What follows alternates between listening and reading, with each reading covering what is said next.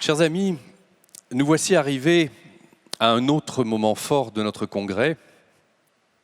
Durant ces 3 jours, nous avons parlé de protection et de liberté, et nous avons avancé sur ce fil étroit qui préserve l'équilibre entre l'une et l'autre.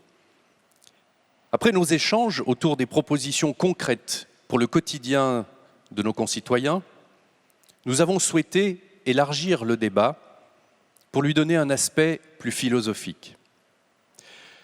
Un thème a donc été choisi, protection et liberté, quelle société souhaitons-nous?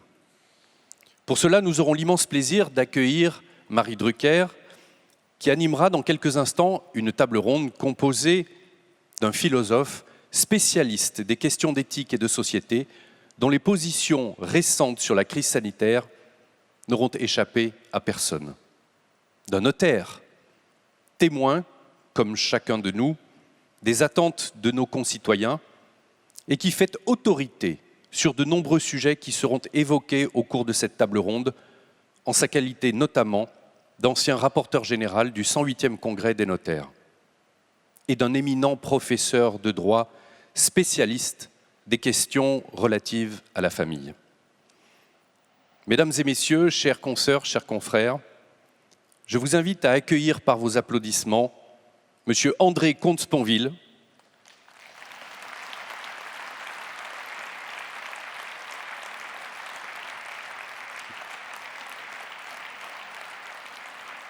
Maître Bertrand Savouré,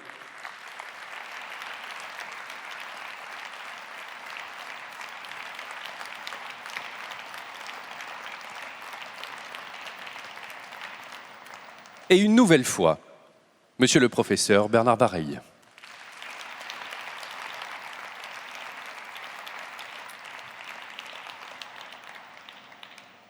Messieurs, chers confrères, nous sommes honorés par votre présence. Mais je dois ici vous dire une chose. Monsieur le professeur Michel Grimaldi devait participer à cette table ronde.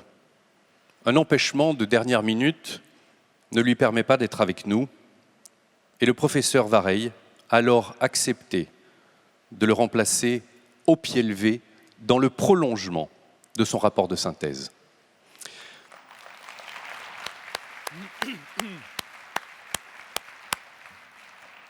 Je voudrais, cher Bernard, te lire le message que le professeur Grimaldi m'a adressé ce matin, dans lequel il me faisait part de son vif regret de ne pouvoir être avec nous.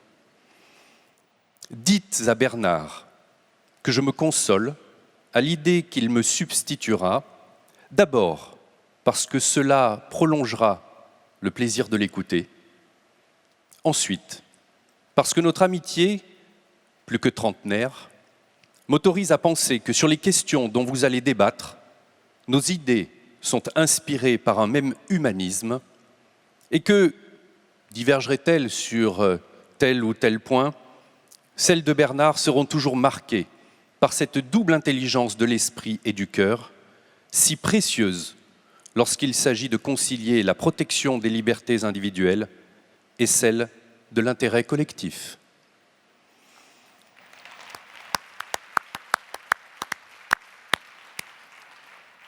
J'invite maintenant Marie Drucker à venir me rejoindre.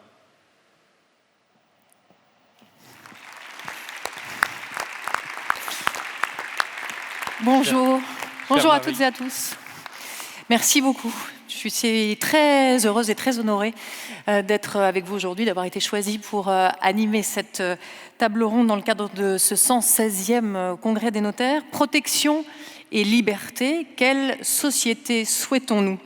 Voilà un sujet vaste, passionnant, puisqu'il touche évidemment à la fois au droit, à la sociologie, à la philosophie, à la psychologie peut-être aussi même, et un thème qui s'inscrit on ne peut plus dans l'actualité, avec beaucoup de questions que je vais poser dans un instant à nos invités. Quel équilibre entre nécessité de protection et protection des libertés individuelles? Quelle protection pour les aînés dans une société vieillissante? Comment le droit doit-il s'adapter à l'évolution parfois ultra rapide de la société, des mœurs et des schémas familiaux? On l'a entendu dans le rapport de synthèse il y a quelques instants. Autant de questions que je me réjouis donc de poser aux invités de cette table ronde. Merci beaucoup de votre confiance. En tout cas. Merci, chère Marie. Je vous laisse avec vos invités. Bonjour à tous les trois. Je suis très heureuse d'être avec vous cet après-midi. Avant d'entrer dans le vif de ces questions, de rentrer dans le détail, nous nous sommes dit que nous allions faire un premier tour de table. Alors d'habitude, notamment à la télévision, quand on invite cher André Comte-Sponville, un philosophe, en général, on attend la fin et on lui demande de prendre un peu de hauteur. Là, je propose que nous fassions exactement le contraire et qu'on démarre avec vous, si vous voulez bien. Comme ça, chacun et chacune, vous allez pouvoir entendre, évidemment, nous détaillerons ce qui aura été dit en introduction, mais on va pouvoir vous entendre un peu et faire un peu connaissance avec vos idées. Cher André, c'est à vous. Merci, bonjour à tous. Le thème de votre congrès, c'est donc protéger. Pourquoi faut-il protéger? Simplement parce que la vie est dangereuse. La vie est risquée. Alors je sais bien que le philosophe Nietzsche prenait pour maxime « vivre dangereusement ». Eh bien moi, je vous propose une autre maxime inspirée des sages de l'Antiquité qui serait « vivre prudemment ». Parce que je vais vous dire, vivre dangereusement, c'est soit un pléonasme, soit une sottise. C'est un pléonasme parce que toute vie est dangereuse par définition. Et en plus, elles finissent toutes mal. C'est pas seulement les histoires d'amour en général qui finissent mal, c'est toute vie par définition. Donc toute vie est dangereuse par définition, donc vivre dangereusement, c'est un pléonasme, ou bien c'est une sottise. Si l'on entend par là qu'il faut augmenter le plus possible le danger, il n'en est bien sûr pas question. Qu'est-ce qu'un risque? C'est un danger possible. Autrement dit, vous ne risquez pas de mourir un jour. Ça, c'est un danger certain. Vous risquez de mourir de la Covid-19. Vous risquez de mourir d'un cancer. Vous risquez de mourir cette année.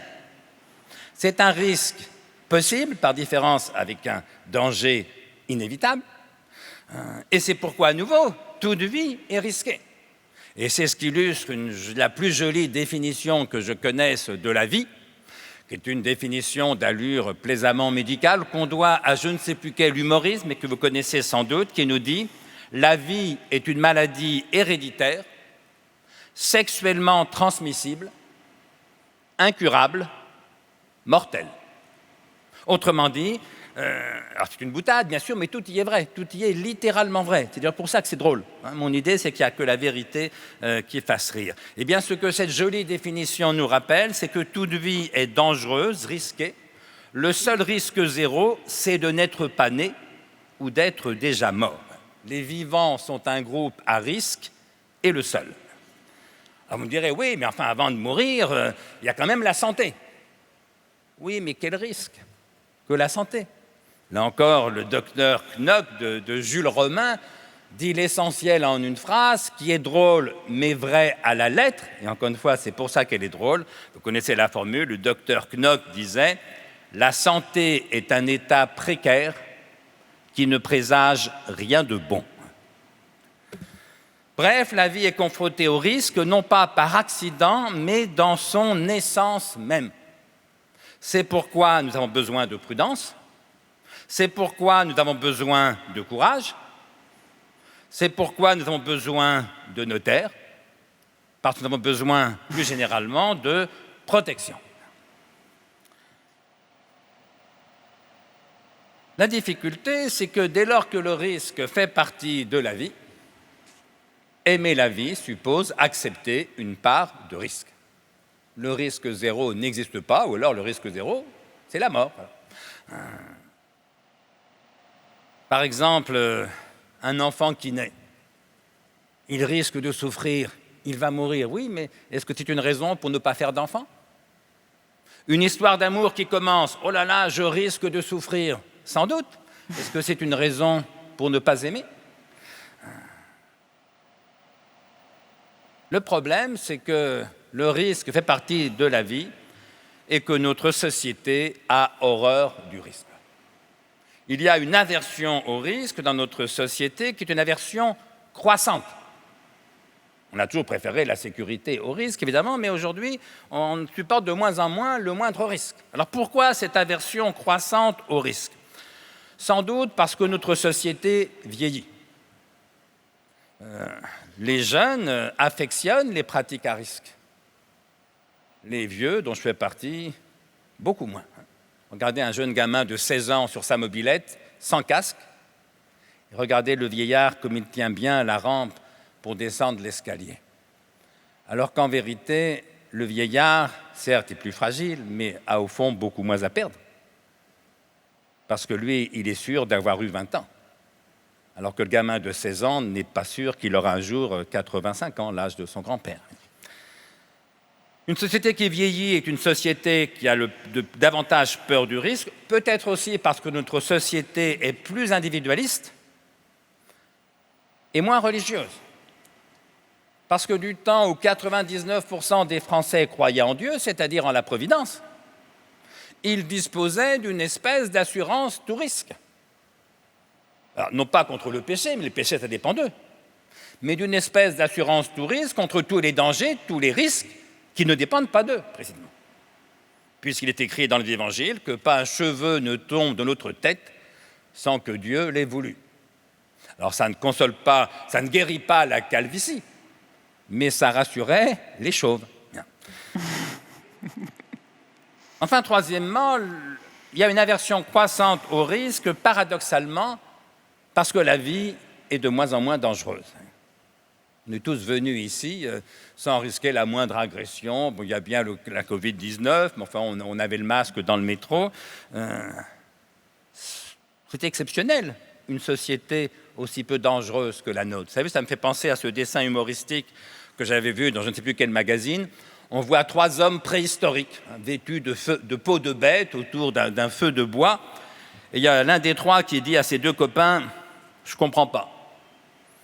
On ne fume pas, on ne boit jamais d'alcool, on mange rigoureusement bio, on vit en plein air, on a une activité physique importante et on a une espérance de vie de 24 ans. » Ceux ici, dont je fais partie, qui boivent un verre de vin ou 2 de temps en temps, qui fument ou qui ont fumé, pour ce qui me concerne, qui ont une activité physique tout à fait limitée, j'ai en gros une espérance de vie de 85 ans.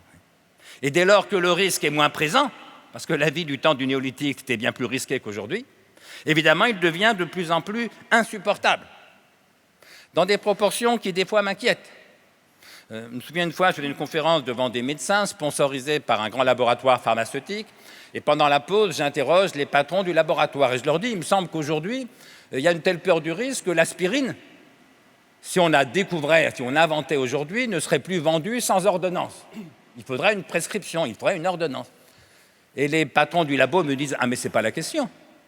Il n'y aurait pas d'aspirine. » Je leur dis « Mais pourquoi ?» Il me dit « C'est simple, vous avez une nouvelle molécule, vous la testez sur le rat. L'aspirine sur le rat est létale à 1 gramme. On arrête tout de suite. Aucun labo, m'explique-t-il, ne fait des recherches sur une molécule qui est létale à 1 gramme sur le rat. Et pourtant, l'aspirine a sauvé des journées entières de migraineux et est prescrite, un médicament qui n'est pas sans danger par ailleurs, mais qui est prescrite, comme vous le savez, à des tas de cardiaques qui sauvent des milliers de vies chaque année.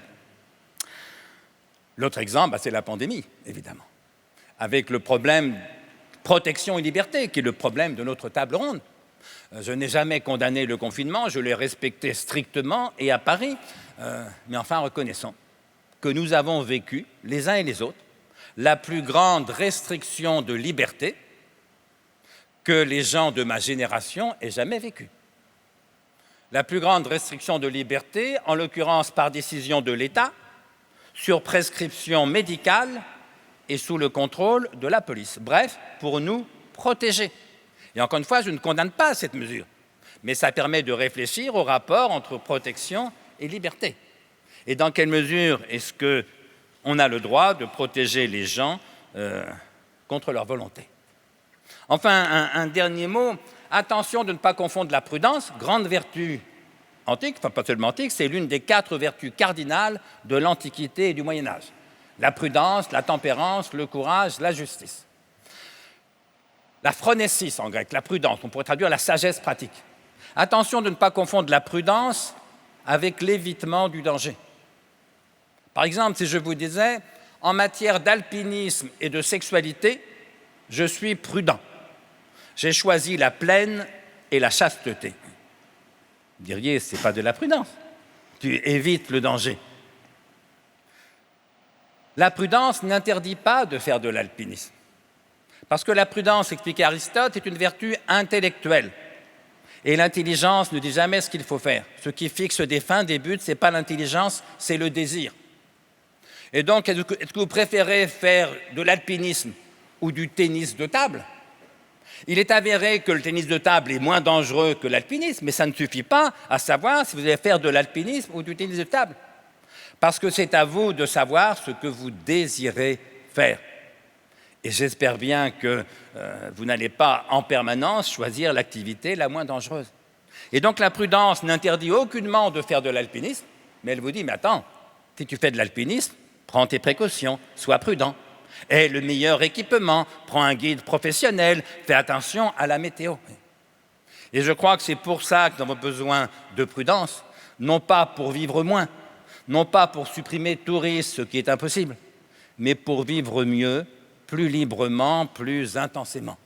Et comme malgré tout la plus grande prudence du monde ne suffit pas à supprimer les risques, ni même toujours à les réduire autant que le voudrait, c'est pourquoi nous avons besoin d'une autre vertu cardinale qu'on appelle dans notre langue le courage. Je vous remercie.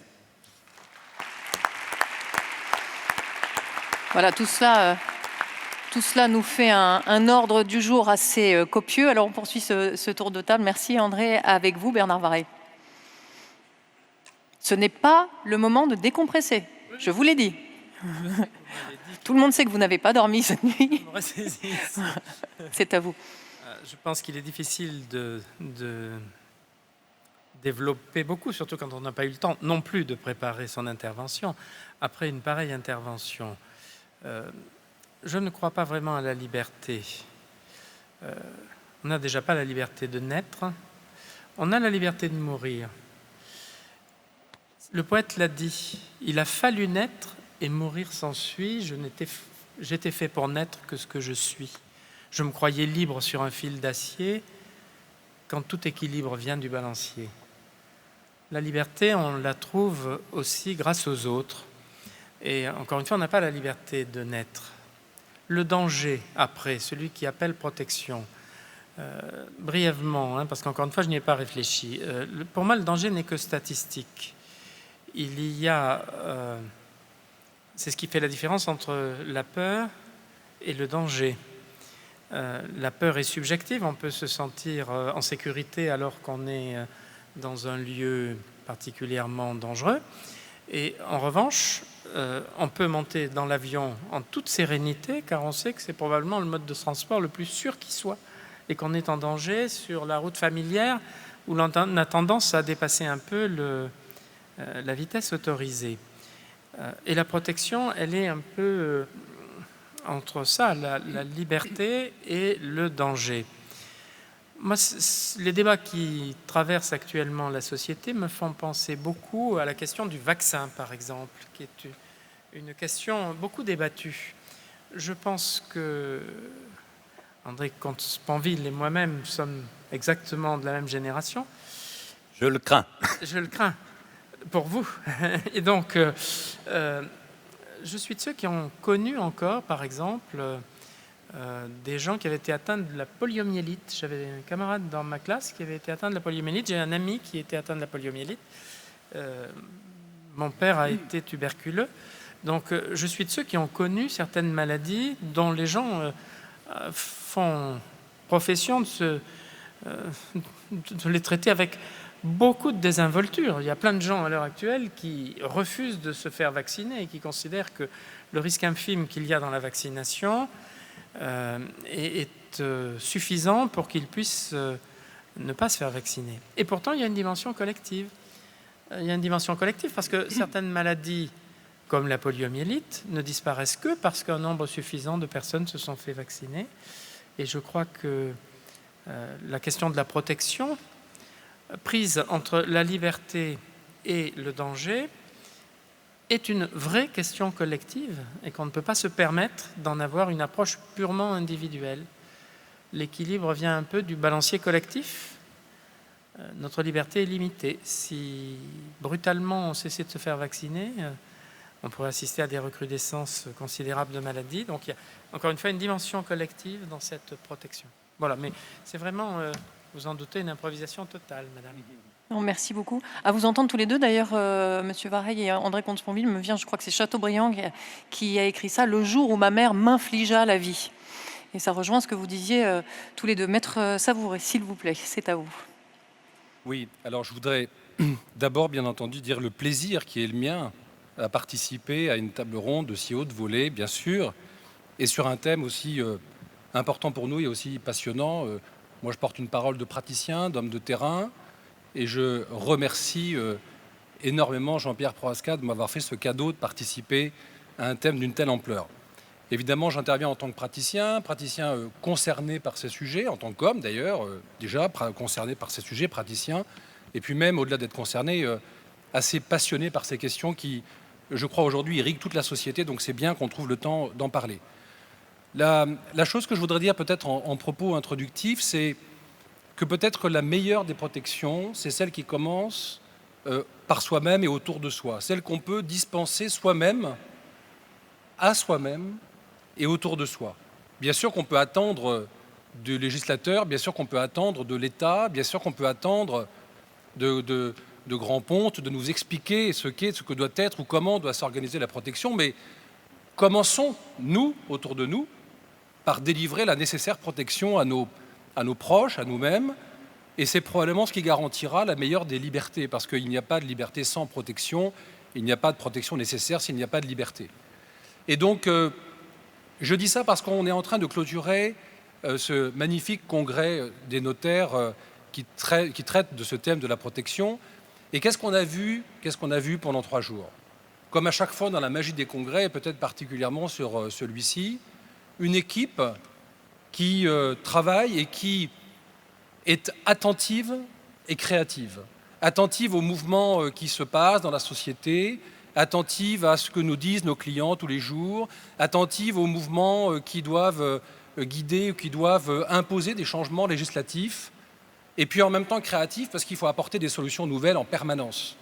Et quelle est la meilleure protection qu'on puisse faire? Quelle est la meilleure protection qu'on puisse délivrer? Quelle est la meilleure des libertés qu'on puisse garantir qu'en faisant ce travail de terrain que nous faisons au quotidien, de détecter ce qui est nécessaire pour nos clients, pour les citoyens, et puis ensuite de faire des propositions et de délivrer ça autour de nous et de délivrer de bons conseils autour de nous. C'est pour ça que quand j'entends les travaux du Congrès et quand je vois toutes les propositions qui ont été faites, on va tous adopter dans notre pratique ces propositions. Je me sens extrêmement fier de faire ce métier que je trouve déjà magnifique en soi. Et quand en plus, on voit à quel point on est nécessaire et à quel point on est utile sur le plan sociétal et à quel point on peut apporter et contribuer à notre place qui est la nôtre avec notre responsabilité, je me dis qu'on apporte une contribution indispensable.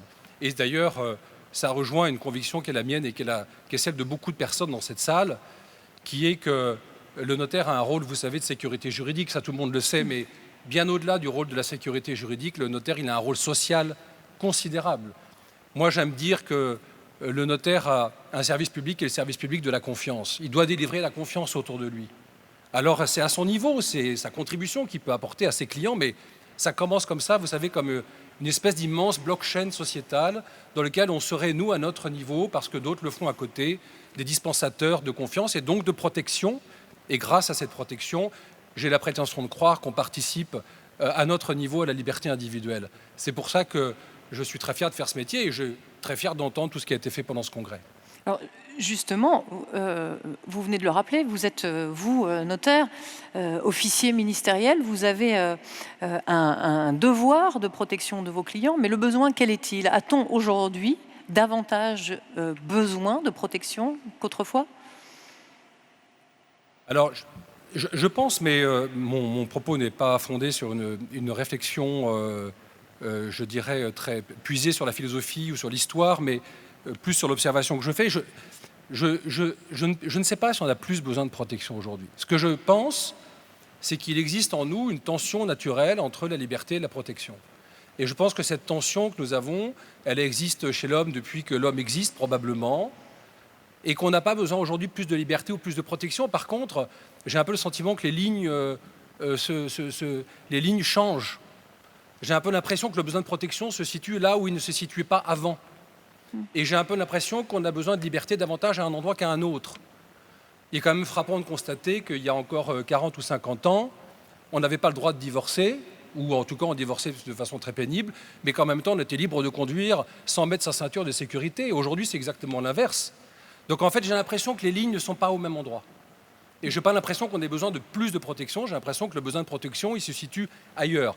Et c'est vrai que dans ce qui nous concerne, on voit bien dans ce qu'il est convenu d'appeler une forme de déréglementation, de déjudiciarisation aussi, qu'en fait, le pouvoir régalien s'exerce peut-être ailleurs qu'il s'exerçait avant, et notamment dans le droit des familles, c'est très significatif. Vous savez qu'il y a une grande loi qui était... Enfin, nous savons tous ici qu'il y a une grande loi qui est la loi de 2006 qui a rendu énormément de liberté, qui a fait souffler un vent de liberté sur le droit de la famille. Mais en réalité, ce n'est pas un vent de liberté qui souffle. C'est juste qu'on a déplacé les acteurs de la protection. C'est juste que ceux qui donnent la protection ne sont pas au niveau de l'État, peut-être au niveau en dessous, au niveau du juge, et maintenant peut-être au niveau encore en dessous, c'est-à-dire nous, notaires.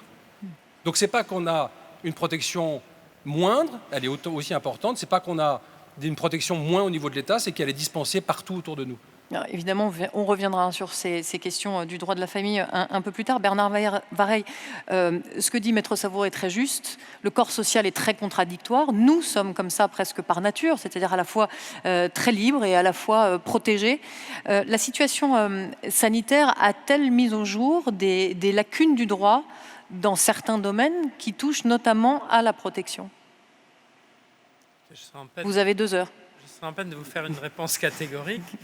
Je pense qu'il y a eu effectivement des tensions entre, comment vous dire, la nécessité qui a été imposée, c'est ce qui a été dit tout à l'heure, de rester chez soi et cette espèce de volonté, bien entendu, de chacun de n'être pas ainsi assujetti à des règles sanitaires obligatoires.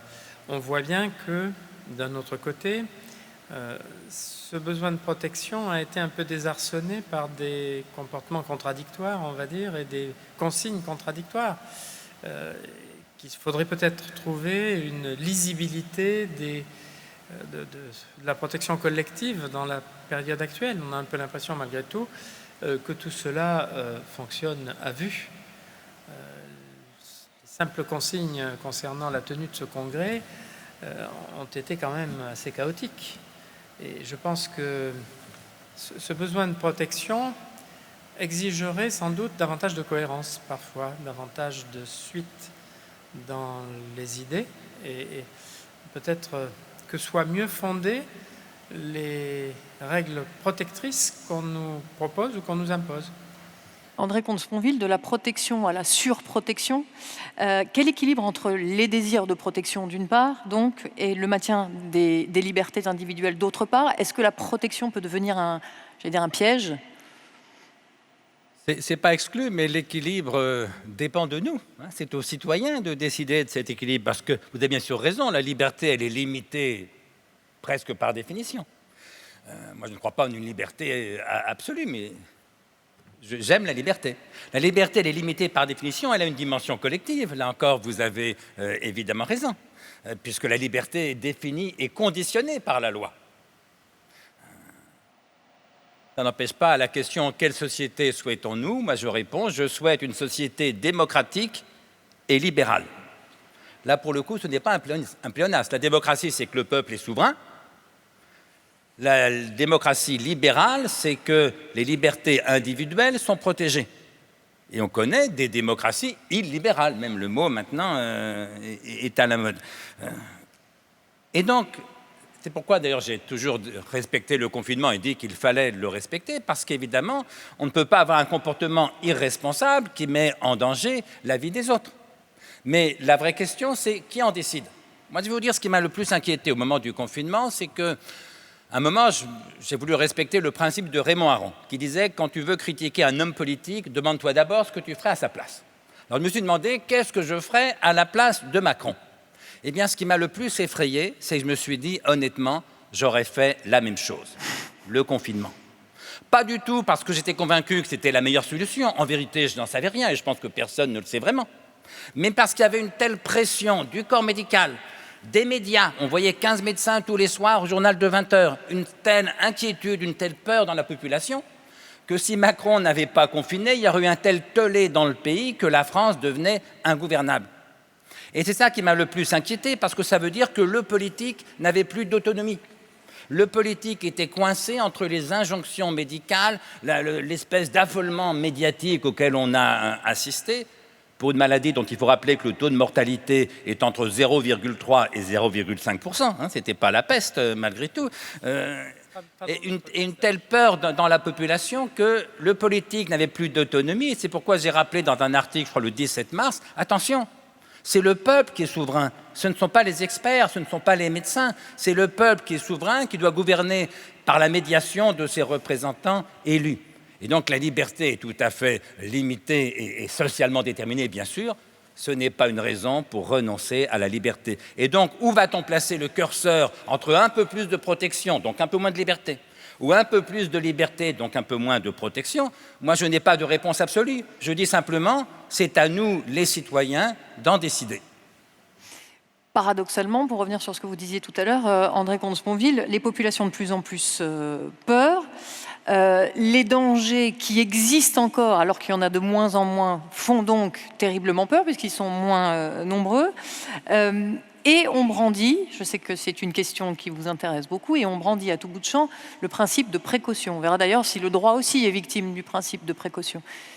Alors, ce fameux principe de précaution, le problème, c'est qu'il a deux interprétations différentes, une bonne et une mauvaise.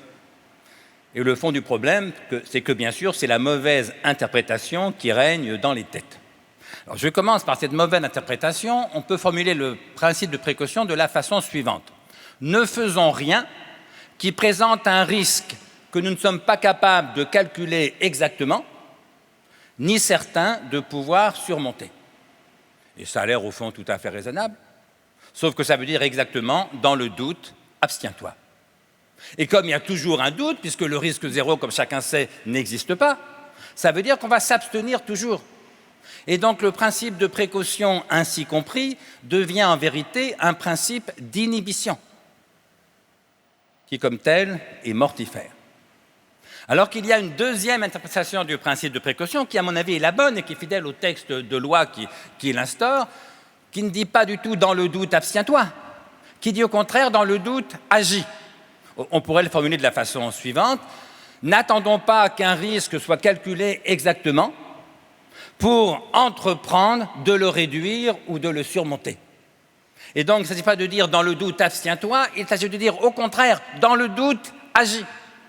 Et ce qu'on a reproché au docteur Garetta dans l'affaire du sang contaminé, qui est à l'origine de ce principe de précaution, ce n'est pas du tout d'avoir fait des transfusions.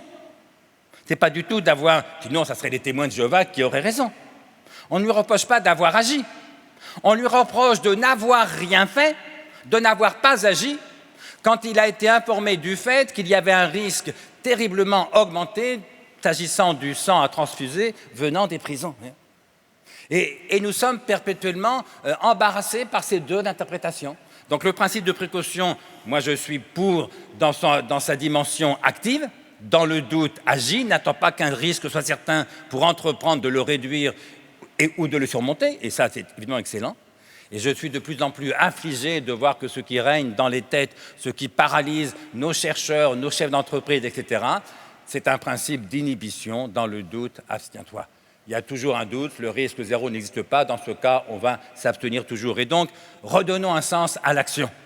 Redonnons un sens à l'initiative, redonnons un sens à l'inventivité, redonnons un sens à la prise de risque, à condition qu'elle soit évidemment raisonnable et prudente. Et c'est vrai aussi pour le droit. Alors, Bernard Varey, même Bertrand Savouré, vous pouvez répondre tous les deux. C'est un grand rendez-vous du droit que ce congrès des notaires aussi. Est-ce que le droit est inhibé aussi par le principe de précaution? Bertrand Savouré? Alors, pour le droit, je ne sais pas si le droit est inhibé. Ce que je sais, c'est que, par principe, pour ce qui concerne notre pratique professionnelle, quand un client franchit notre porte, il vient chercher la sécurité. Il vient chercher la précaution. Après, c'est à nous d'essayer de déterminer ce qu'il est prêt à accepter comme niveau de risque. Parce que par principe, il n'accepte pas de niveau de risque. Un client qui achète un appartement, un client qui se marie, une personne qui envisage une transmission familiale, il vient chercher la sécurité totale. Si le client, et notre culture juridique est conçue comme ça, si le client acceptait un certain niveau de risque, on ne serait pas dans le système juridique français. On ne serait pas dans le système juridique de droit latin. On serait dans un système juridique de nature différente, par exemple de nature anglo-saxonne, ou par exemple le transfert de propriété. Dans un transfert de propriété, on accepte un certain niveau de risque parce qu'on sait que derrière, il y aura peut-être une procédure qui sera suivie avec des bons avocats qui vont prendre le relais, qui vont défendre le titre de propriété. Je prends cet exemple parce qu'il me vient à l'esprit immédiatement.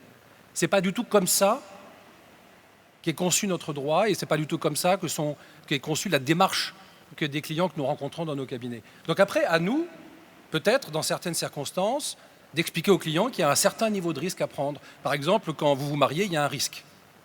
Il y a un risque de divorce. Ça, je peux dire que c'est un risque, pas un danger.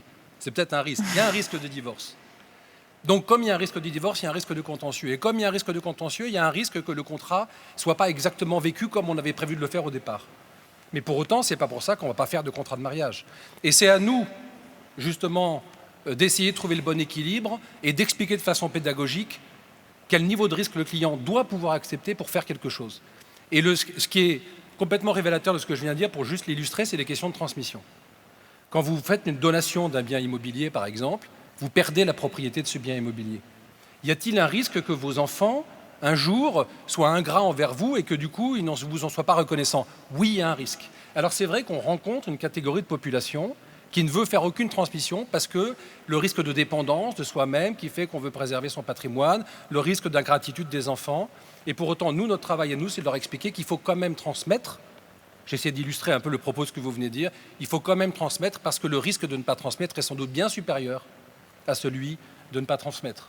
Et donc, c'est ce principe de précaution que nous déclinons un peu au quotidien en essayant de mettre une zone de risque qui est acceptable. Ça s'appelle le conseil. Bernard Varey, il est des populations qu'il convient, bien entendu, de protéger. Sont les personnes qu'on appelle vulnérables. Est-ce que le droit est suffisamment protecteur des personnes qui sont les plus vulnérables? D'abord, qu'est-ce qu'une personne vulnérable? Alors, les personnes vulnérables sont soit, bien entendu, des personnes, j'allais dire, par nature vulnérables, qui sont les enfants mineurs, soit des personnes qui entrent dans un certain nombre de critères qui font que leur cognition ou un certain nombre d'éléments de leur personnalité les rangent dans la catégorie des personnes vulnérables. Je pense que le droit a tout un appareil de protection des personnes vulnérables. Je crains plutôt pour le droit, comment vous dire, la pléthore plutôt que la disette. Il y a un empilement de textes qui, on va dire depuis 30 ans, 40 ans, ont organisé la protection des personnes vulnérables, et parmi lesquels il faudrait, me semble-t-il, faire un peu le ménage et puis organiser des choses plus rationnelles, les réunir et aboutir à ce qu'il y ait une véritable gradation entre elles qui permette d'assurer un régime homogène et surtout qui soit adapté à l'évolution. C'est ce qu'on a pu dire dans ce congrès des notaires, qui soit adapté à l'évolution de la personnalité des personnes vulnérables. Il se peut qu'une personne ne soit pas dans une situation où elle est, c'est ce qu'on appelle la zone grise, dans une situation où elle est véritablement,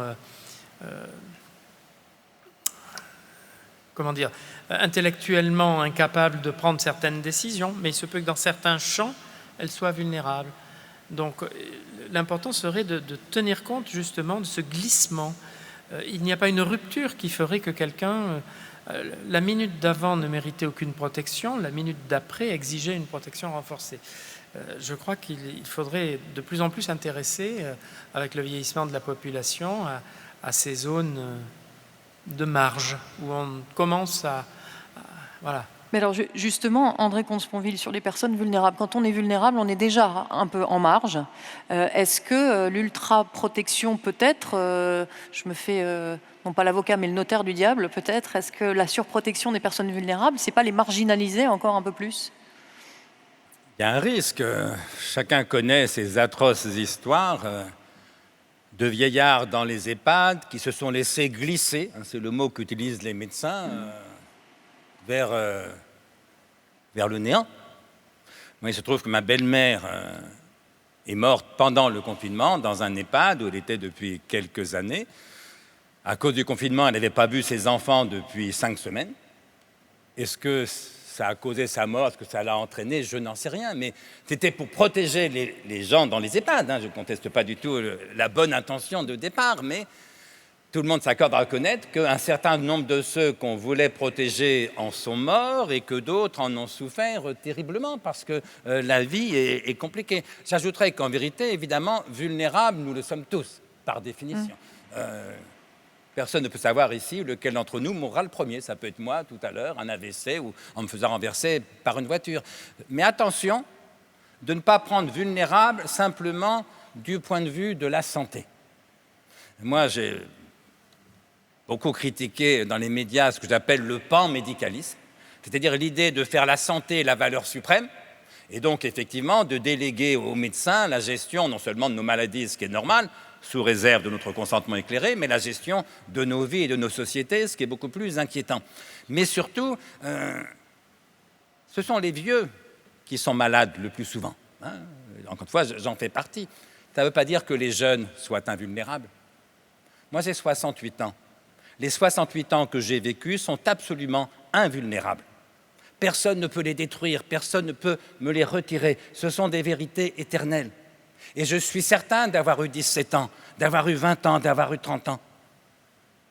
Les gamins de 20 ans aujourd'hui ne sont pas certains d'avoir un jour 30 ans, 40 ans ou 68 ans. Et donc, en un sens, ils sont plus fragiles que nous, parce que leur vie est à faire. La mienne, pour une bonne part, elle est déjà faite. J'ai reçu un mail d'un vieil homme de 86 ans pour me féliciter d'une intervention à la télévision. Il me disait, mais on parle de sauver ma vie. Mais comment prétend-il sauver ma vie? Elle est derrière moi. Et il m'explique qu'il se fait comme moi beaucoup plus de soucis pour ses enfants, pour ses petits-enfants, que pour sa santé d'octogénaire. Et donc, si on fait de la santé la valeur suprême, inévitablement, on va faire des plus vieux notre priorité. Alors quand Macron disait au début du confinement, la priorité des priorités, c'est de protéger les plus vulnérables, c'est-à-dire les plus âgés. Oui, bien sûr, en période de crise sanitaire aiguë et pour la courte durée. Mais enfin, on ne peut pas envisager un pays qui, à long terme, ferait de sa priorité le sort de ses octogénaires. Parce qu'on est en train de faire un sale coup à nos enfants, à nos petits-enfants, qui sont infiniment plus vulnérables que les plus vieux parmi nous, que moi, parce qu'encore une fois, leur vie est à faire et elle va être difficile. Et voilà pourquoi je me suis permis plusieurs fois de dire qu'en effet, pour moi, la priorité des priorités, ce ne sont pas les plus vieux, ce sont les jeunes en général et les enfants en particulier. Il se trouve que les enfants, j'en sais quelque chose, sont terriblement vulnérables. Et les adolescents, les enfants et futurs adultes de demain participent à l'explosion de la société qui va de plus en plus vite. Les schémas familiaux changent, les mœurs évoluent à une vitesse phénoménale. Qui doit s'adapter à l'autre? Le droit ou la société? Lequel précède l'autre? Je pense qu'en général, la société précède le droit, que le droit doit s'adapter à la société, mais aussi la réguler. La société n'a pas toujours raison. Les phénomènes de société ne vont pas forcément dans le bon sens. Et là encore, j'ai envie de dire que la réponse entre le droit et la société, c'est vous, c'est moi, mais pas en tant qu'individu, en tant que citoyen. Et je crois que de ce point de vue, il y a urgence à réhabiliter la politique. Je viens de lire la dernière encyclique du pape François et j'étais content de voir qu'il a cette même expression que j'ai utilisée très souvent, réhabiliter la politique. Autrement dit, entre la société et le droit, ce n'est pas les notaires qui vont décider, ce n'est pas les philosophes, ce sont les citoyens. Bernard Varret, qu'est-ce que les Que sont les mœurs sans la loi? Qu'est-ce que la loi sans les mœurs? Je voudrais dire que je suis parfaitement d'accord avec ce qui vient d'être dit, c'est-à-dire la nécessaire réhabilitation de la politique, qui est un art noble, qui est celui de gouverner. Pour ce qui est du droit et des mœurs, le droit est tributaire des mœurs. Il ne faut pas se faire d'illusions, mais il s'honore de les devancer. Par exemple? Par exemple, la peine de mort a été abolie dans une France qui était hostile à cette abolition, et cependant, il fallait abolir la peine de mort au moment où ça a été fait. Par exemple, certaines réformes de la famille ont été novatrices, du droit de la famille, ont été novatrices à une époque où elles étaient sans doute mal reçues par les populations. Par exemple, l'égalité entre les enfants naturels et les enfants légitimes. Si on avait fait un sondage d'opinion, peut-être aurait-on eu le sentiment que le bâtard, l'enfant naturel, devait avoir un statut inférieur. Et la loi a eu quand même à cœur, sous l'impulsion du doyen Carbonnier, de précéder les mœurs. Donc je crois que c'est un peu les deux. La loi est tributaire des mœurs, mais elle s'honore de temps en temps de les devancer. Bertrand Savouret, puis à nouveau André Comte-Sponville.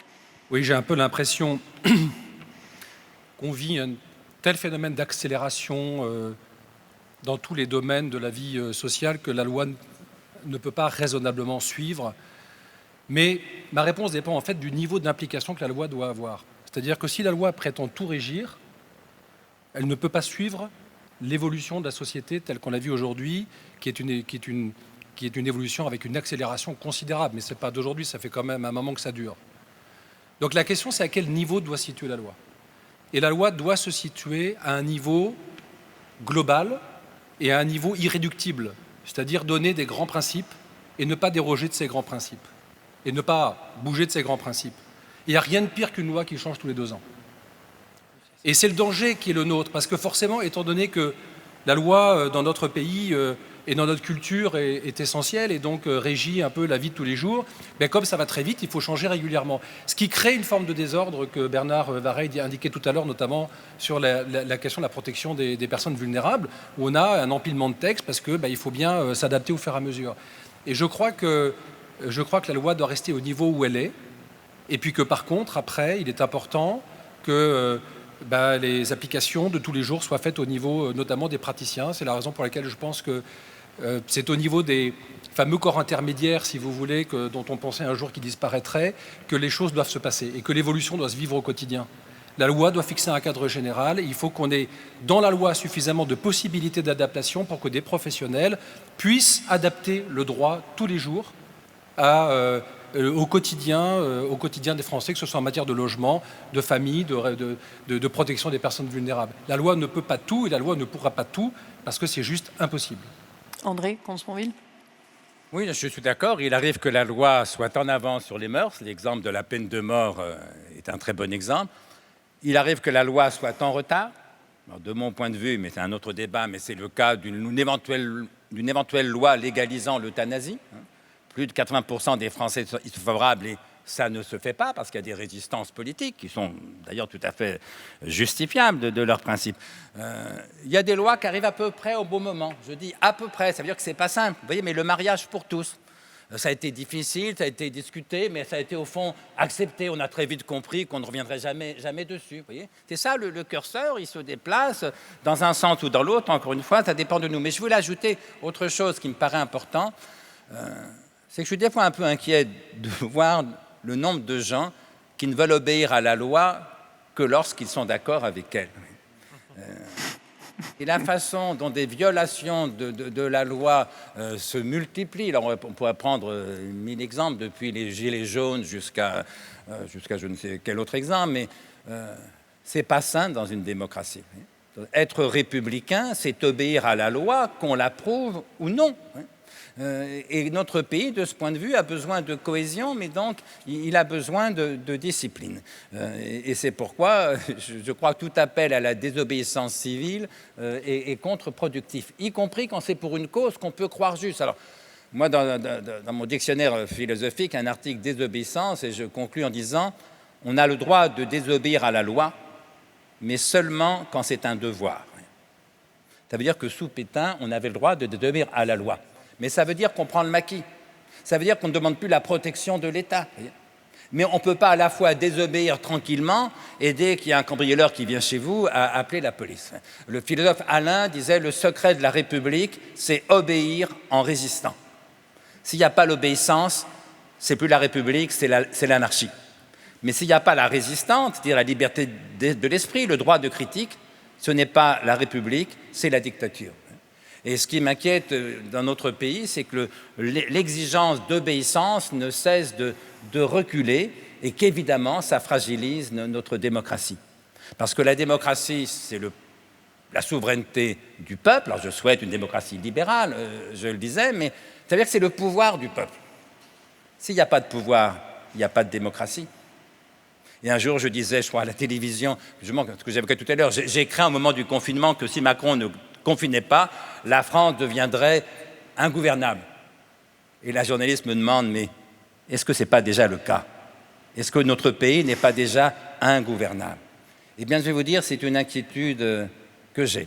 Je crois qu'à force d'oublier, d'obéir à la loi, y compris, encore une fois, quand on ne l'approuve pas, on est en train de fragiliser notre démocratie et donc de menacer nos libertés. Parmi les sujets très débattus, sujets de droit, Bernard Vareille, il en a été question ici, vous l'avez redit dans votre rapport de synthèse tout à l'heure, il y a la question de la réserve héréditaire. Pourquoi est-ce un sujet qui est autant débattu? Je crois savoir que vous y êtes vous-même très attaché. Pour quelles raisons est-ce encore un sujet de droit qui fait autant, sinon polémique, autant débat en tout cas? Parce que c'est un sujet de friction précisément entre la liberté du testateur et l'ordre public, c'est-à-dire les règles impératives du Code civil.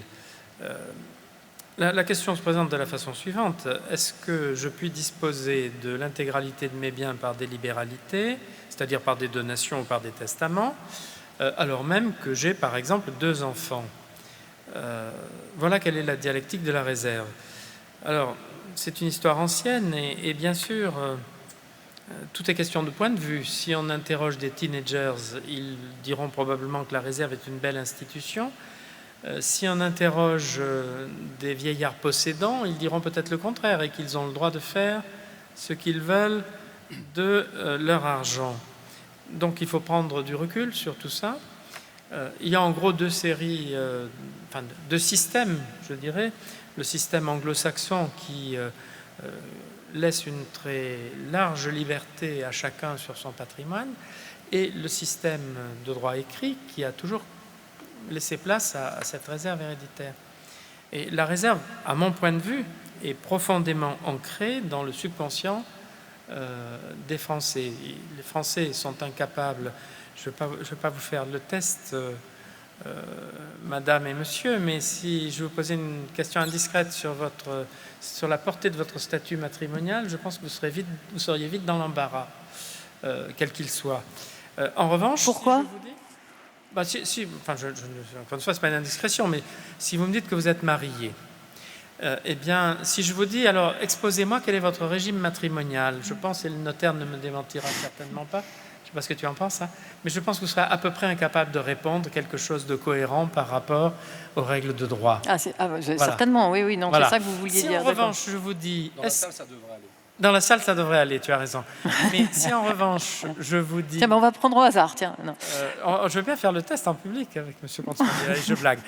Si en revanche, je vous dis, est-ce qu'il existe quelque chose qui vous interdise de disposer complètement de vos biens alors que vous avez des enfants? Je crois que c'est 75% des gens qui sont capables de dire des choses profondément cohérentes sur le sujet. C'est enraciné, me semble-t-il, dans la conscience collective des Français. Ça a une histoire compliquée parce que ça a servi à asseoir la démocratie.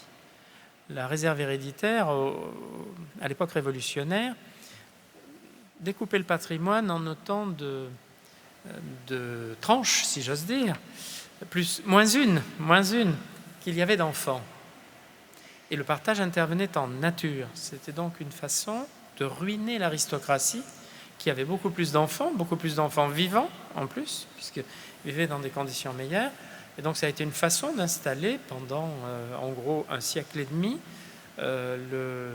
le partage en nature joint à la réserve héréditaire, de fragmenter les fortunes nobles et d'installer la démocratie en France.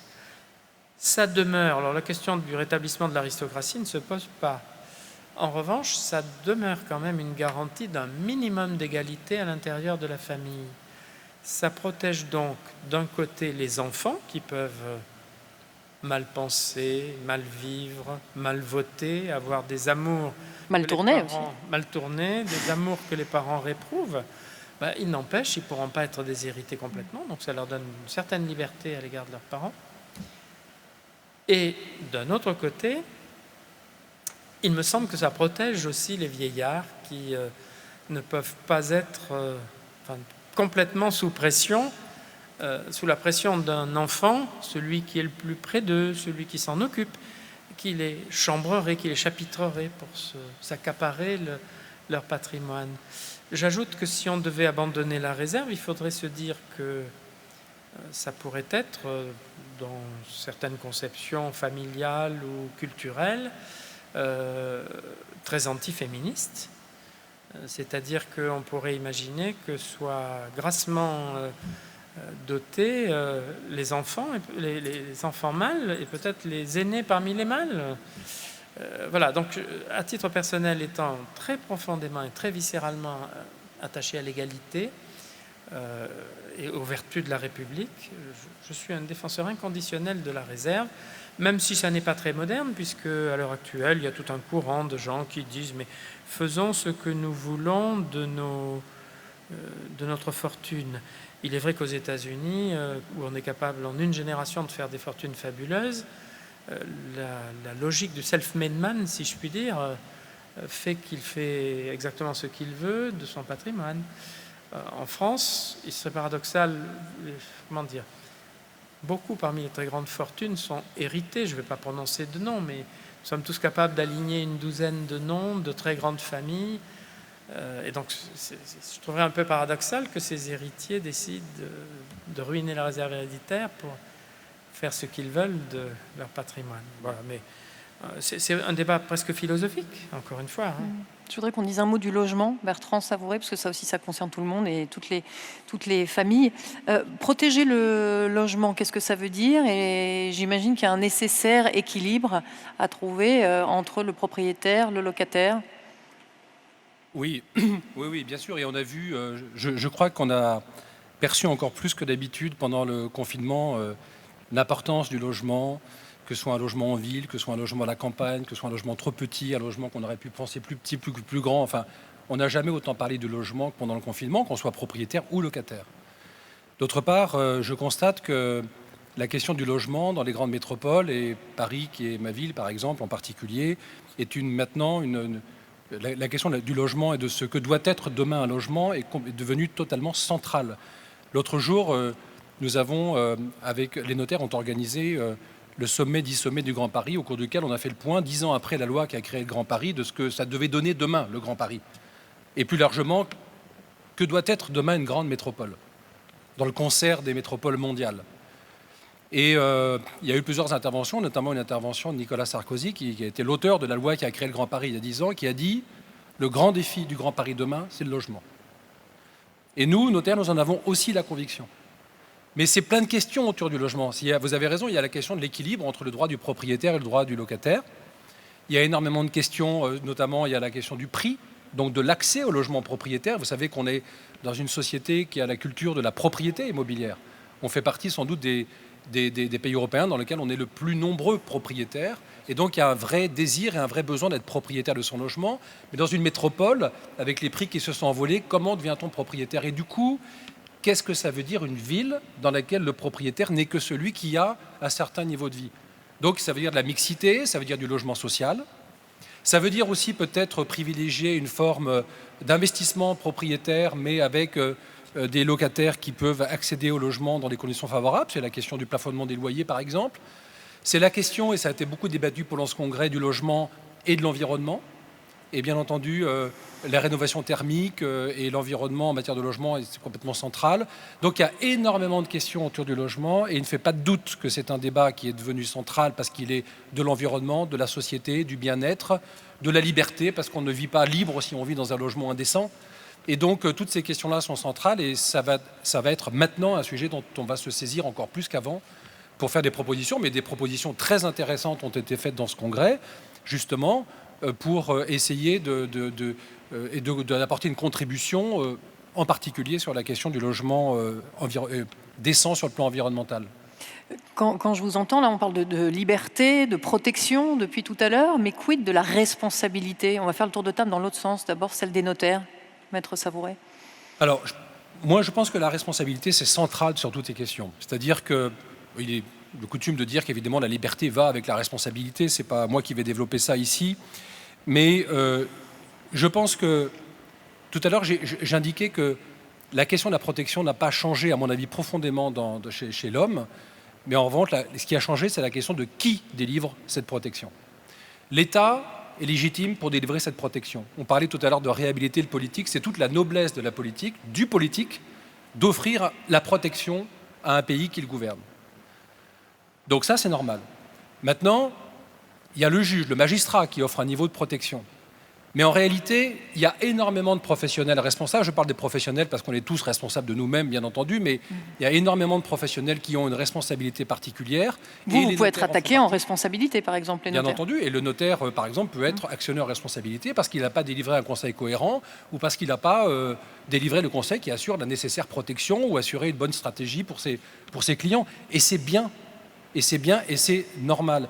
Et vous savez, on a beaucoup parlé, vous en avez parlé, Bernard Vareille, tout à l'heure, de la déjudiciarisation. Moi, je pense que la déjudiciarisation, les notaires sont un peu inquiets de cette déjudiciarisation parce qu'on a le sentiment un peu que viennent sur nous des missions dont les magistrats veulent se débarrasser. En fait, je pense que c'est bien plus large que ça, le phénomène, et que c'est l'idée d'une parcellisation, d'une fragmentation de la protection, puisqu'on parle de protection, de l'ordre public, et ça est attaché à la responsabilité. Dès lors qu'il y aura un professionnel responsable, il est capable de délivrer ce qui doit faire partie du bien public, et notamment la protection. Donc la responsabilité est indispensable, parce que sinon il n'y a aucune efficacité dans cette mission. Bernard Vareille, sur la notion de responsabilité. La responsabilité est la contrepartie, d'une part, de la liberté, d'autre part, de l'action. Et il y a un certain nombre de sujets sur lesquels on pourrait réfléchir, comme par exemple la responsabilité des magistrats qui jugent. Les juges, à l'heure actuelle, n'engagent jamais leur responsabilité alors qu'ils exercent le pouvoir le plus fort qui soit sur les individus, sur la liberté, sur l'honneur des particuliers. Voilà, ça fait partie des questions qui, dans une société, à mon avis, mériteraient d'être débattues sereinement. André Comte-Sponville, sur la notion de responsabilité. On est responsable de ce qu'on fait volontairement. Si quelqu'un vous pousse dans un escalier, vous tombez, vous n'êtes pas responsable de votre chute, mais celui qui vous a poussé est responsable de sa poussée. On est responsable de ce qu'on fait volontairement, mais aussi parfois de ce qu'on n'a pas fait volontairement. Non-assistance à personne en danger. Vous n'avez rien fait et vous êtes responsable. Ou de ce qu'on a laissé faire et qu'on pourrait empêcher. Nous sommes responsables du réchauffement climatique parce qu'on est en train de le laisser faire. On ne se donne pas les moyens de l'empêcher. Ce n'est pas que vous ou moi, nous l'ayons décidé, mais c'est que nous ne faisons pas pour l'empêcher peut-être tout ce que nous devrions. La difficulté, c'est que être responsable, c'est faire ce qui dépend de moi et que le plus souvent, l'essentiel n'en dépend pas. Par exemple, le réchauffement climatique. Que je prenne un bain ou une douche tous les jours, en gros, ça ne change rien au réchauffement climatique. Autre exemple, je suis responsable de l'éducation de mes enfants quand ils étaient petits. Oui, mais il ne dépendait pas de moi de rester vivant le lendemain. Quand j'étais jeune père de famille, je pouvais aussi bien mourir n'importe quel jour. Alors comment faire? Ce qui dépend de moi, assurer l'éducation de mes enfants, alors qu'il ne dépend pas de moi de rester vivant. J'ai fait la même chose que vous. J'ai pris une assurance vie ou une assurance décès selon les calculs patrimoniaux des uns ou des autres. Ça veut dire que je me suis dit, si je viens à mourir de façon inopinée, Des millions de braves gens vont se cotiser pour payer l'éducation de mes enfants. Pas du tout par générosité, arrêtez de rêver. Par intérêt, parce qu'eux-mêmes avaient pris une assurance. Eh bien, cette conjonction d'intérêts, c'est ce qu'on appelle la solidarité. Et un jeune père de famille, alors, sauf à être très riche, parce qu'il n'en a pas besoin, ou très pauvre, parce qu'il n'en a pas les moyens, mais un jeune père de famille qui ne prévoit pas une assurance vie ou une assurance décès, c'est un irresponsable. Celui qui ne compte que sur lui, qui ne compte pas aussi sur la solidarité des autres, c'est un irresponsable. Et donc la vraie question, c'est de mener ensemble et la responsabilité, faire ce qui dépend de moi, et la solidarité. Le faire avec d'autres, en tenant compte de ce que font les autres. Alors traditionnellement, en France, la responsabilité est réputée de droite, et la solidarité est réputée de gauche. Solidarité de gauche, selon la maxime, en gros, chacun pour soi et l'État pour tous. Ou responsabilité de droite, selon la maxime, chacun pour soi et le marché pour les plus forts. Ce sont deux contresens. Qu'on soit de droite ou de gauche, un État ne peut fonctionner valablement qu'en comptant à la fois sur la responsabilité de chacun et sur la solidarité de tous. Et à nouveau, la position du curseur, davantage de responsabilité, un modèle plutôt libéral à l'américaine, ou davantage de solidarité, un modèle plutôt social-démocrate à la façon scandinave. La position du curseur, ça dépend de nous, c'est l'un des enjeux essentiels de la politique. Vous voulez ajouter quelque chose, Bertrand Savoret? Oui, je vous en prie. Je voulais juste rappeler simplement en matière de responsabilité la loi Pacte de 2019, loi portée par Bruno Le Maire qui a créé la RSE, la responsabilité sociale et environnementale de l'entrepreneur. Quand même, ça veut dire qu'il est maintenant acté dans la loi que l'entrepreneur a une responsabilité, qui est une responsabilité envers ses parties prenantes, ses collaborateurs, l'environnement, ses fournisseurs, tout son environnement. Il a une responsabilité particulière parce qu'il est entrepreneur. C'est quand même important que ce soit inscrit maintenant dans la loi. Ça veut bien dire que la responsabilité, elle est plus verticale, elle est à mon avis horizontale, et que chacun est porteur d'une forme de responsabilité qui assure la protection de tout le monde. Les observateurs et acteurs que vous êtes tous les trois de notre société n'ont forcément pas pu échapper à cette nouvelle injonction qui est née du confinement et de la situation sanitaire. Maintenant, nous devons nous réinventer. Voilà, tout en priorisant, en étant impactant en présentiel, en distanciel. Il y a une forme d'ironie, mais ce sont des mots qui, personnellement, heurtent un peu mon oreille. Néanmoins, cette injonction de se réinventer, le prochain congrès des notaires sera en 2021. D'ici là, Bertrand Savoret, Bernard Vareille, comment le droit peut-il se réinventer? Ah, vous ne l'aviez pas vu venir, celle-là. Vous l'aviez pas vu venir. Oh non, mais c'est pas. Le droit ne peut se réinventer que par le jeu de la démocratie. Seul le Parlement peut reconsidérer les règles principales qui gouvernent notre pays. Ça veut dire que c'est au gouvernant, bien sûr, de prendre des dispositions convenables, avec peut-être un écueil considérable à éviter, qui est l'actualité.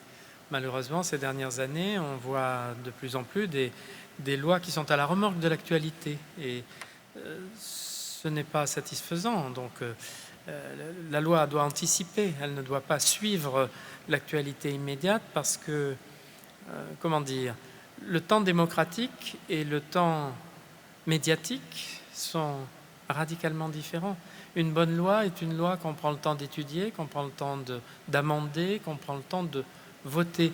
Donc cette idée qu'il faudrait réinventer urgemment le droit, au motif que nous traversons une période particulière, il y a sans doute des mesures urgentes à prendre, mais je crois qu'il ne faut surtout pas céder à l'urgence, parce qu'on va avoir du droit élaboré à la hâte par les bureaux, voté à la hâte par le Parlement, et probablement davantage pour un affichage médiatique que pour autre chose.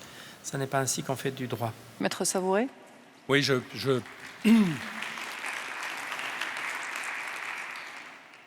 Ça tombe bien, j'allais dire que j'étais d'accord, heureusement. Donc, je pense que c'est pas le rôle du droit de se réinventer. Je pense que c'est le rôle des acteurs de se réinventer dans la mise en œuvre du droit. Et encore une fois, c'est ce qu'on disait tout à l'heure à propos de la loi. La loi doit rester à un niveau élevé, de façon précisément qu'elle n'ait pas à se réinventer en permanence. Sinon, ça crée une confusion totale. Donc je ne crois pas que ce soit la loi, le droit qui doivent se réinventer. Par contre, c'est le rôle de tous les acteurs de se réinventer. Et c'est vrai que le confinement l'a montré, mais c'était bien initié avant, et notamment toutes les questions digitales, numériques, qui sont des questions vertigineuses, auxquelles ont été ajoutées toutes les questions de télétravail, de travail à distance. Et on voit bien, nous, ce que ça implique dans notre pratique quotidienne. Pour nous, notaires, ce sont des questions considérables. Et donc, il faut bien se réinventer. Il ne faut pas avoir peur de ça, parce que finalement, tout le monde a un peu le sentiment qu'on avance un peu en tâtonnant. Mais ce qui est certain, c'est qu'il faut avancer. Il faut faire des expériences. Certaines seront peut-être mauvaises, d'autres seront meilleures.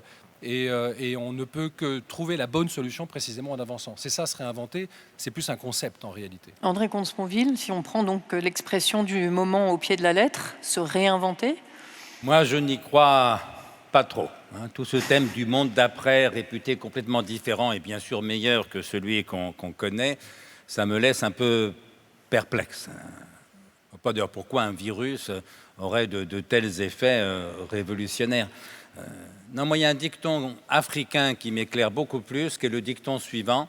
Quand on ne sait où l'on va, il faut se souvenir d'où l'on vient. On ne sait pas où l'on va.